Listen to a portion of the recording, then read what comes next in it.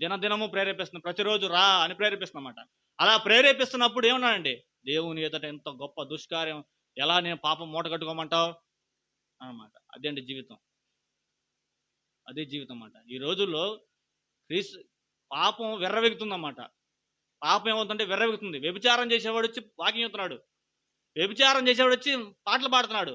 వ్యభిచారం చేసేవాడొచ్చి ప్రభురాత్రి భోజనం చేస్తున్నాడన్నమాట. అసలు వ్యభిచారం చేసినప్పుడు ఏం చేయాలండి? సైలెంట్‌గా పక్కెళ్ళిపోవాలి అంతే. ఓ పక్కన కూర్చోవాలి వ్యభిచారం చేసినాడనమాట. కానీ వ్యభిచారం పాపం తలెత్తుకుని తిరుగుతుంది ఈ రోజుల్లో. పాపం తలెత్తుకుని తిరుగుతుంది. అబద్ధం ఆడాడు సంఘాల్లో ఉన్నారు. వ్యభిచారులు సంఘంలో ఉన్నారు. దురాశపరులు సంఘంలో ఉన్నారన్నమాట. ఫారెన్ ఫండ్ కోట్లు, కోట్లు, కోట్లు, కోట్లు, కోట్లు, కోట్లు సేవ అని పేరు చెప్పి లక్షలు, లక్షలు మింగేవాళ్ళు ఎక్కడ ఉన్నారండి సంఘంలో ఉన్నారన్నమాట. కానీ యోసేపు గారిని చూస్తే యోసేపు గారికి ఆయనకి ఏమి లేవు. అలాంటి పరిస్థితుల్లో ఆ ఇంట్లో ఎవరు లేరు. దినదినము ప్రేరేపిస్తుంది ఎవరు? ఆ స్త్రీ. దినదినము ప్రేరేపిస్తున్నప్పుడు ఏమంటే దేవుని ఎదుట ఎంత గొప్ప పాతకము నేనెలా మూట